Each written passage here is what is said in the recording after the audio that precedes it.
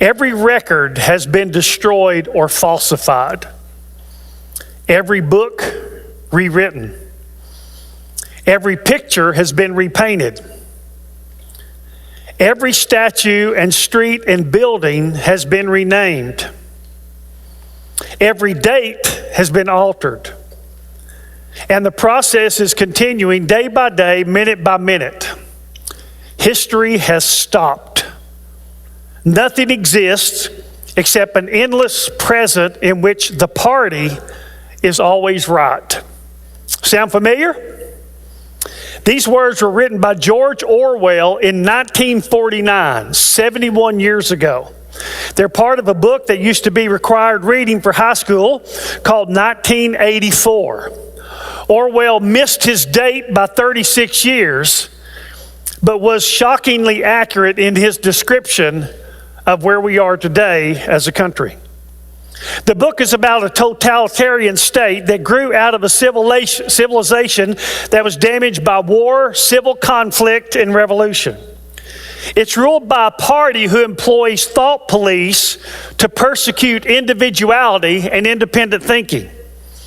The party purges anyone who does not conform to their regime.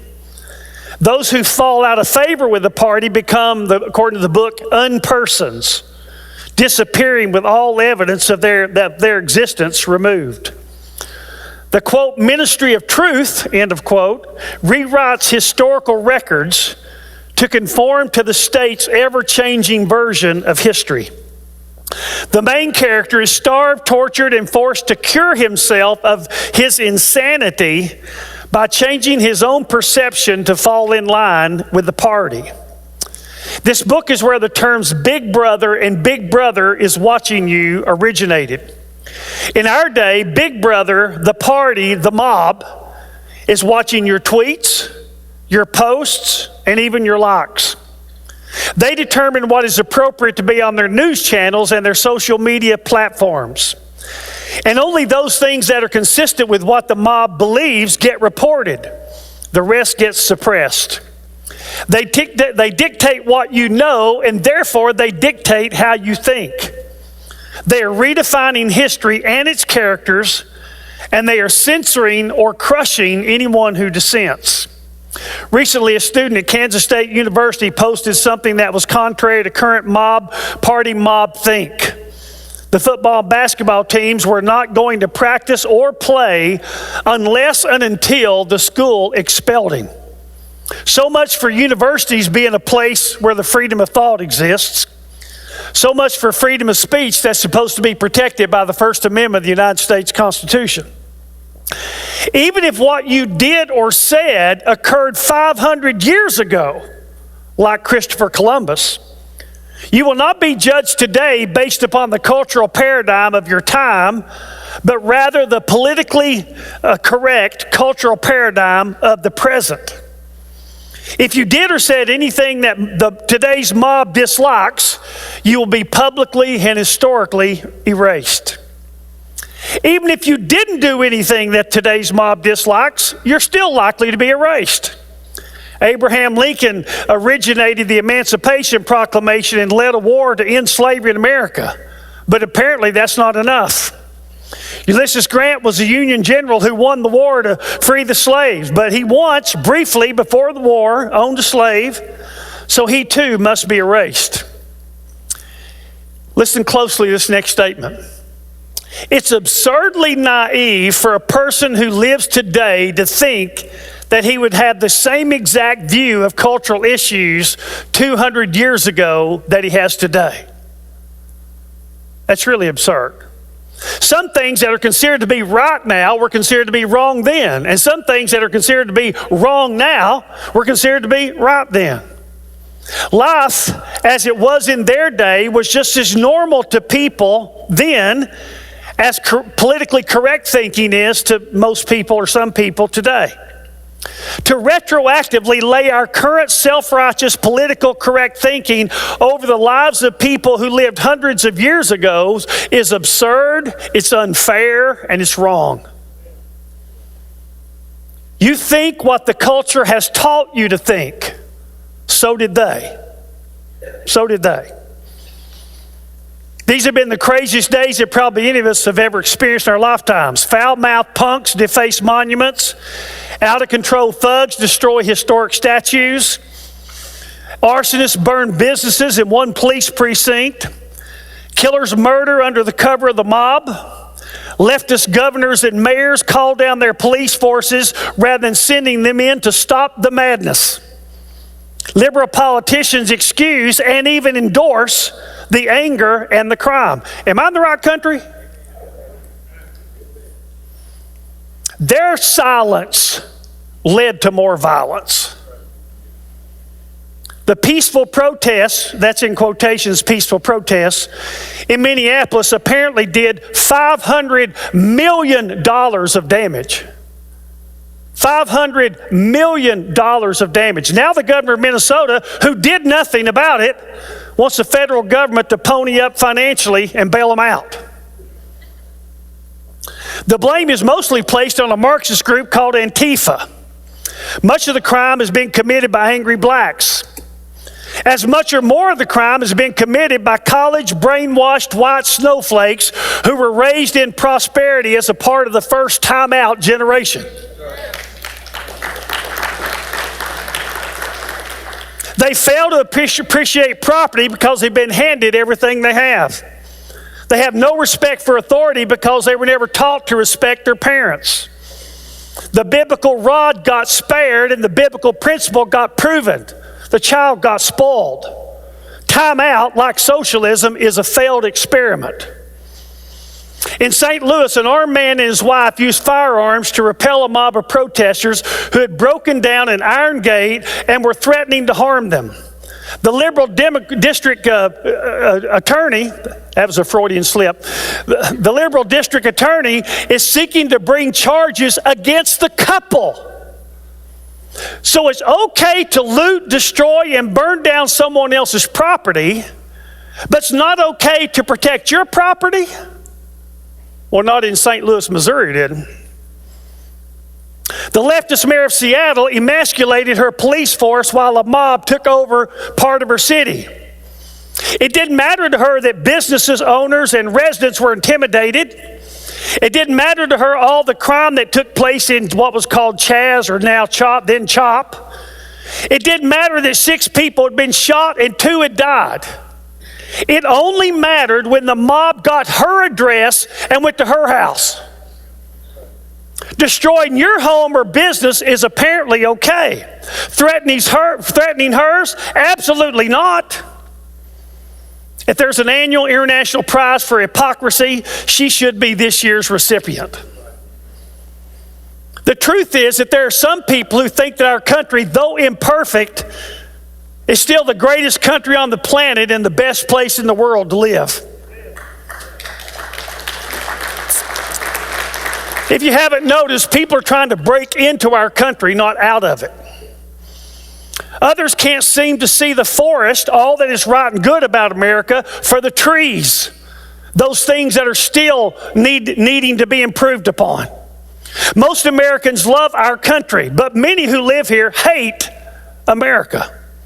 They don't want to improve it, they want to destroy it and remake it. This November's election will either prevent them from doing so or will give them the power and permission to do so. Some of the proposals from the left include open borders, welcoming convicted felons from other countries, guaranteed income even if you choose not to work, which by the way will be paid by all the people who do work. Free, which means paid by you health care for any and everybody within our borders. Paying for transportation for those illegals who are deported to return to the U.S. So you got a convicted felon who was sent back to Guatemala, let's say. The country would buy him an airplane ticket to bring him back to America. Yes, that's what AOC wants to do. If you don't know who AOC is, you need to turn the news on. It also includes the elimination of police, since we know that laws only get broken because the police try to enforce them. That's supposed to be funny, okay? It's sad, but it's true. If there's ever been a time when we needed God to bless the USA, it is now. If there's ever been a time when we needed a visit from Jehovah Rapha, the Lord our healer, it is now. Listen closely to Proverbs 29:1. It says that a man who hardens his neck after much reproof will suddenly be broken beyond remedy. America has enjoyed God's favor because she has historically sought God's favor. But as with Israel, if we continue to harden our neck and ignore his ways and will, then we too can be broken beyond remedy. Now, how does God correct? If you go to Jeremiah, you see it over and over. Talked about this Wednesday night. By the sword, famine, and pestilence. He corrects by the sword with people.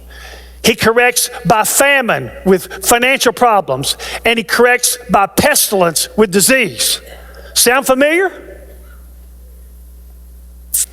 So in your outline, in Psalm 33:12 it says, "Blessed is the nation whose God is the Lord." We have been that nation. Adrian Rogers said the difference between North and South America is people in North America came here searching for God. People went to South America searching for gold. Under that, I've got two things. Great changes that were good for America. And I wish I had more time to talk about them. I don't. The first one's women's rights. A great change. The second one's racial equality. Even though that still isn't everything it needs to become. Now, I wish I had time to develop this topic, but I don't. Jesus did not primarily come to change society. He came to change people who would change society. He wasn't running a political program. He was running a life-changing personal program. What he did, though, was lay the foundational values that eventually gave rights and freedom to women and slaves. For example, Jesus had women who traveled with him, unheard of. Jesus forgave a woman caught in the very act of adultery, unheard of. She was supposed to be stoned. Jesus went out of his way to go through Samaria, which was a racial hotbed, and all the rest of the Jews went around it. He went right through it. Then he had a conversation with a woman at a well who had been married 5 times and was shacking up with a guy now she wasn't married to. Unheard of. So Jesus gave all this prominence to women, and then Paul does the same thing. We'll see in a verse here in a moment. And the same thing with slavery. It was Jesus who reminded us of the value of every person, that we're all created by God and we're all equal before him. Nobody's preferred for their skin color, their financial status, their education status, or any other status. It was an English believer named William Wilberforce who eventually was the catalyst for ending slavery. By the way, he was spiritually mentored by John Newton, the hymn writer. You can Google his name and learn more. Listen to what Paul said under the inspiration of the Holy Spirit there in Galatians 3:28. He says, "There's neither Jew nor Greek, there's neither slave nor free man, there's neither male nor female, for you're all one in Christ Jesus." But not all change is good. Those are good changes. But our nation was founded mostly by people who wanted the freedom to worship the God of the Bible without the control of the Church of England or the Catholic Church. Our laws are based upon biblical laws. For example, I've said this before, somebody breaks into your house, you can shoot and kill them. Where'd they get that law? From the Old Testament.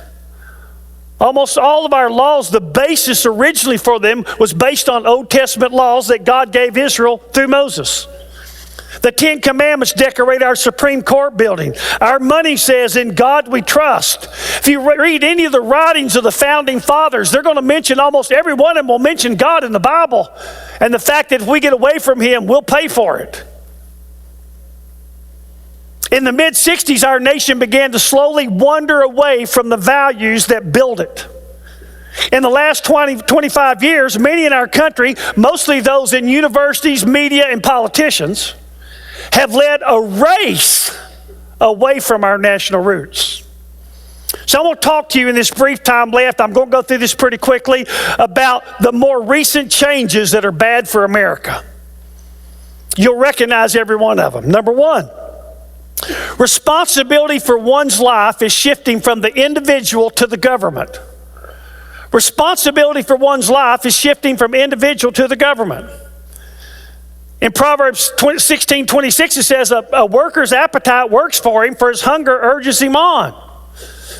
There was a day when I was responsible for me. I was responsible for my family.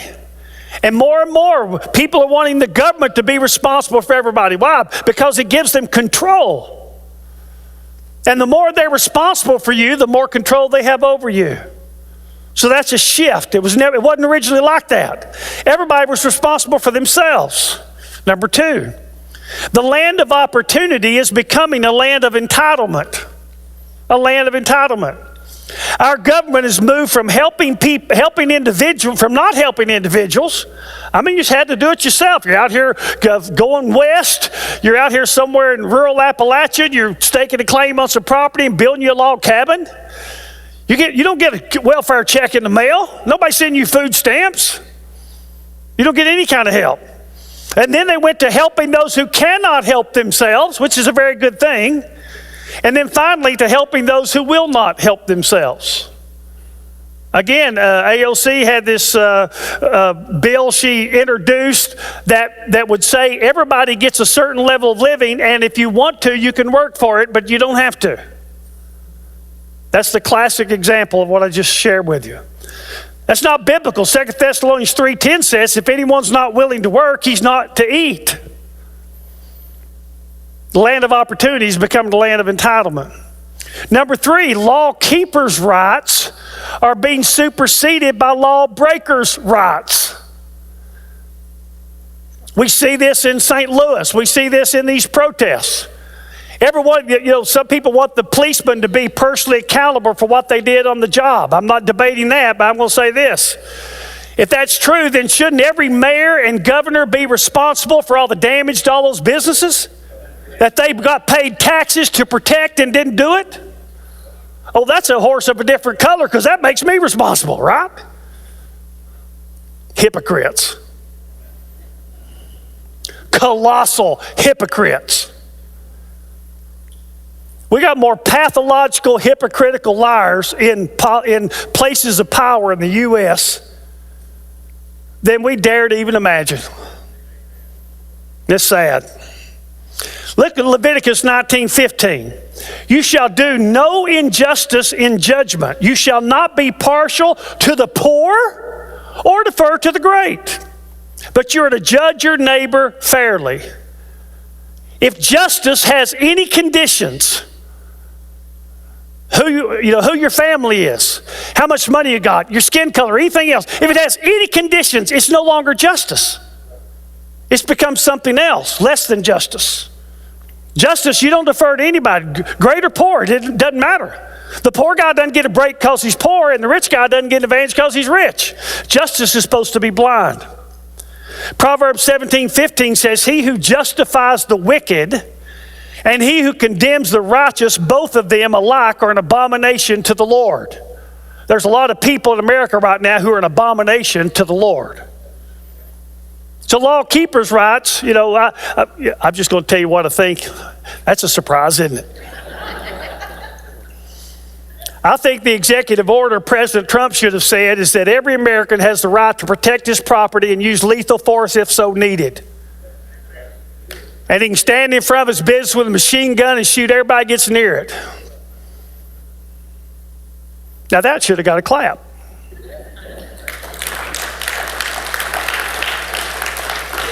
Or do you think the bad guys have a right to run over the good guys? That's your other option. And there's all kinds of people in America who think just that. And you're seeing it play out right now. Law keepers' rights being superseded by law breakers' rights.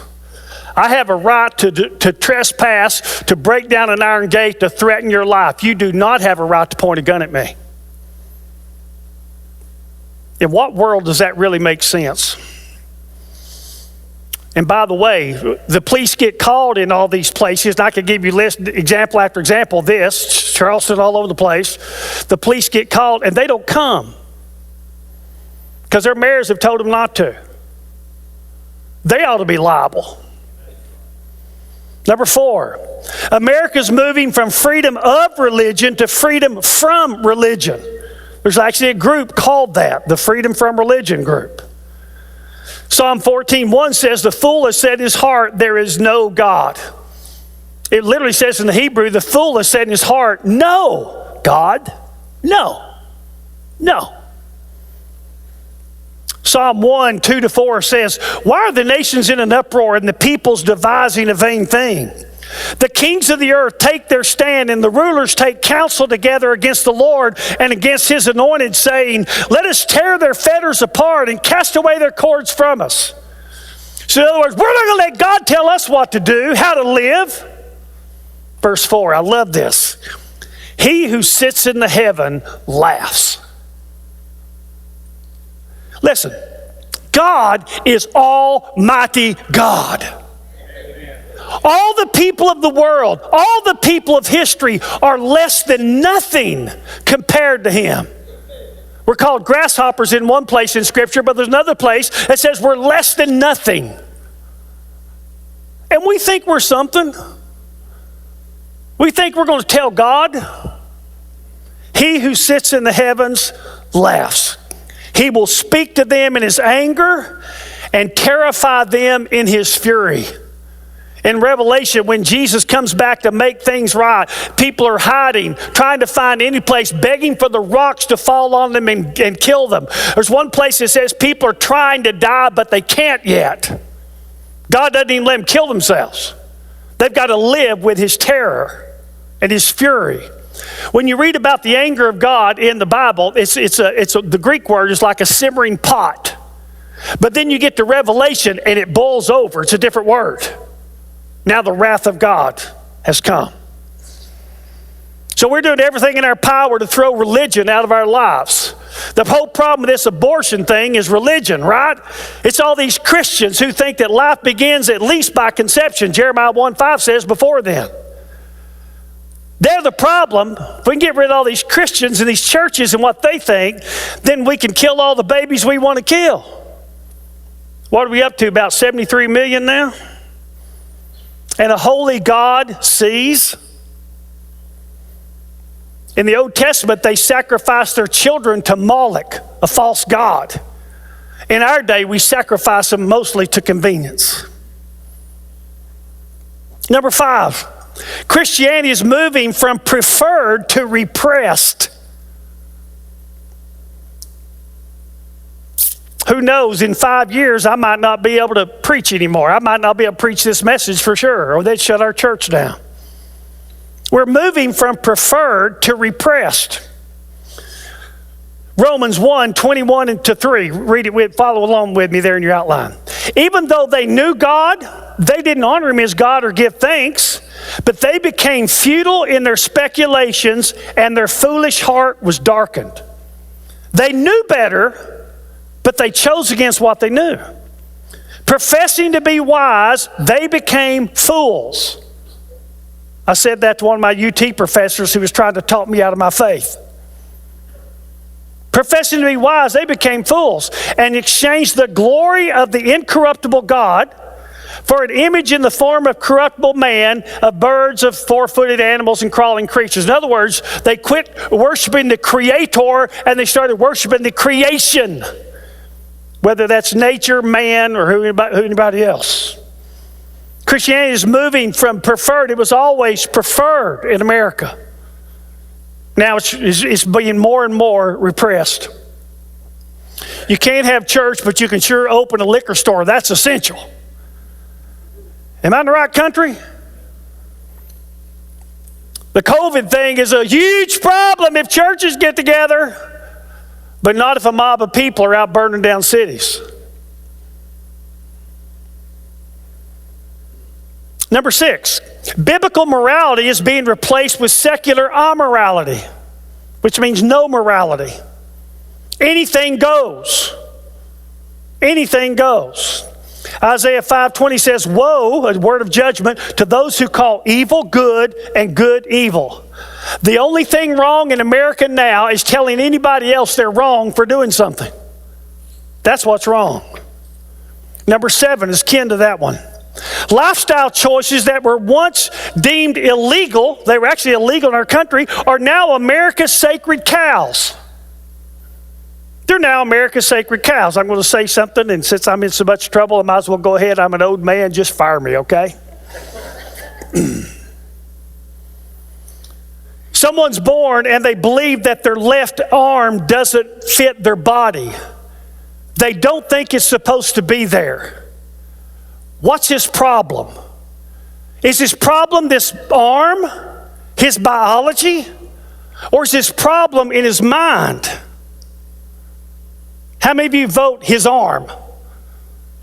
How many of you vote his mind? How many of you aren't voting because you're afraid the mob's going to see you raise your hand and you're going to lose your job? Could happen. Somebody else is a man, but he thinks he was born in, he's a woman, but he thinks he's a man born in a woman's body. Is the problem her biology, or is the problem in her mind? Well, of course, it's the biology. I'm being facetious. You understand? So back until I believe it was 93, the homosexual lifestyle was actually against the law of the United States of America. Now they're the most powerful group in America. Hands down. Look at Romans chapter 1, 24 to 28. When we know who God is, but we say we don't want Him, we think we're smart and we become really foolish. And rather than worshiping God, we start to worship ourselves. Rather than following His thoughts, we start making up our own. So what does God do? Verse 24, God gave them over in the lusts of their heart to impurity. Verse 26, God gave them over to degrading passions. For their women exchanged the natural function for that which is unnatural. And in the same way also, the men abandoned the natural function of the woman and burned in their desire toward one another. Men with men committing indecent acts and receiving in their own persons the due penalty of their error. And just as they did not see fit to acknowledge God any longer, God gave them over to a depraved mind to do things which are not proper. Now, do I believe Black Lives Matter? You better believe I do it, and I'd fight you to death over it. But the Black Lives Matter movement is more about LGBTQ than it is Black Lives. Go read their website. It's about disrupting the Western nuclear family. If LGBTQ is going to have their way, we can't have these moms and dads with their own children. It messes up the system. So they want to disrupt that. And so now it's sacred cows. You see it all over Hollywood. You see it all over, no corporation. One gay person can stand down an entire corporation in America now because of our court system and our liberal judges. Now what I really think is, number 8.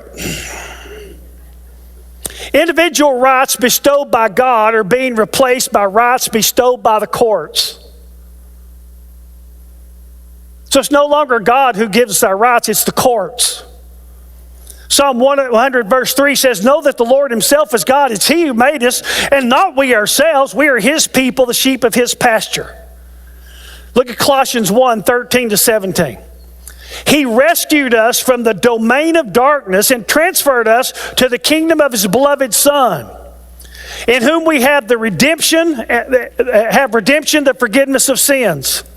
He is the image of the invisible God, Jesus. For by Him all things were created, both in the heavens and on the earth. All things have been created through Him and for Him. He is before all things. Our rights come from God, not from a judge who sits on a bench. But in America, the judges will decide that. So we'll toss the Bible every time it contradicts our new politically correct thinking, our new party thinking. And the ministry of truth will rewrite history, and the party will suppress everything that doesn't agree with everything it says. Let's close.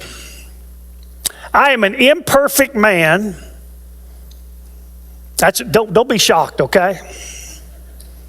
Married to an imperfect but perfect for me woman. 40 years next weekend. We have two imperfect but I think amazing daughters who are married to two imperfect but incredibly good men. I have 4 imperfect but usually adorable grandkids. And I love all of them. If I could only love someone who is perfect, I'd only have one option. It'd be Jesus. If I can only love my country if it's perfect, I'll never love my country. Our country has and always will have imperfections. Why? Because every citizen in it is imperfect. Every single one of us. But you and I know I'm preaching to the choir, you and I know that there are millions of reasons to love our country. If you require, in comparison to some imperfections, we have imperfections. If you required a perfect country, you'll have to wait till heaven. God bless the USA.